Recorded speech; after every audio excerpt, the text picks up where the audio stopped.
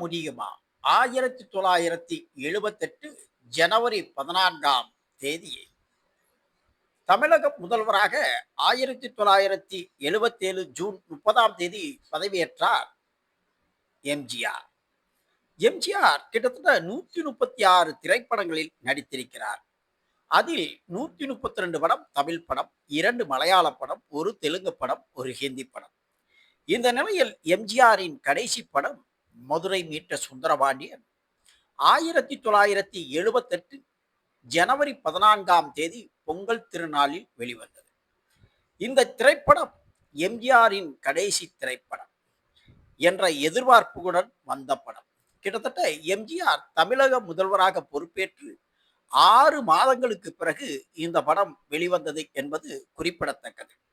இது அகிலனின் கயல்விழி என்ற படத்தை கதையை நாவலை அடிப்படையாக கொண்டு எடுக்கப்பட்ட படம். எம்ஜிஆரின் முதல் படம் 1936 சதி லீலாவதி என்றாலும் கதாநாயக நடித்த படம் 1947 வந்த ராஜகுமாரி. இப்படி எம்ஜிஆர் திரைப்படத்துறையில் 1936 78 வரை பயணம். இந்த படம் மதுரை மீட்ட சுந்தரபாண்டியன் படம் சோழர்களின் ஆதிக்கத்தின் கீழ் அடிமைப்பட்டு கிடக்கும் மதுரை பாண்டிய நாட்டை மீட்பதே கதை. இதில் எம்ஜிஆர் மாறு வேடத்தில் கவிஞராக வந்து நாட்டை மீட்பதாக கதை. கதாநாயகி லதா கயல்விழி புரட்சி பெண்ணாக வந்திருப்பார். இவருடன் நடிகை பத்மபிரியா நடித்திருப்பார்.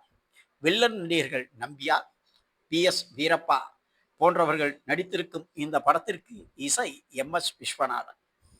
அமுதோ தமிழோ என்ற பாடலும் தென்றலில் ஆடும் என்ற பாடலும் மிகவும் பெரிய பரபரப்பை ஏற்படுத்தி வெற்றி பாடலாக திரையுறையில் பவனி வந்தது.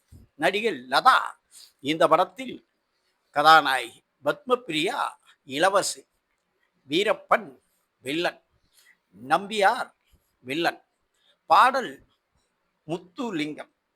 இப்படி எம்.எஸ். விஸ்வநாதன் இசையில் டி.எம்.எஸ். பாடல், யேசுதாஸ் பாடல், வாணி ஜெயராம் போன்றவர்கள், சுசீலா, வாணி ஜெயராம் போன்றவர்கள் பாடியிருப்பார்கள். எம்ஜிஆரின் கடைசி படம் எப்படி இருந்தது? 1978 தற்பொழுது உள்ளது போல் ஆன்லைன் புக்கிங்கள் கிடையாது. கிட்டத்தட்ட படம் ரிலீஸ் ஆன பொங்கல் அன்று 1 கிலோமீட்டருக்கு நீளத்திற்கு மதுரை சென்ட்ரல் தியேட்டரில் கூட்டம் இருந்ததாக செய்திகள், பத்திரிகைகள் வந்து பெரும் பரபரப்பு. தமிழகம் எங்கும் எம்ஜிஆரின் கடைசி படம் என்ற சோகத்துடன் ஆனால் ரசிகர்கள் வெள்ளமென திரண்டனர். கிட்டத்தட்ட 1 மைல் 2 மைல் தூரத்திற்கு டிக்கெட் எடுப்பதற்கு வரிசையில் நள்ளிரவு முதல் காத்திருந்த எம்ஜிஆர் ரசிகர்கள், தொண்டர்கள். இப்படியாப்பட்ட எம்ஜிஆர் 1977 ஜூன் 30 முதல்வராக பொறுப்பேற்றார். இதே கதைதான் தற்பொழுது ஜனநாயகன்.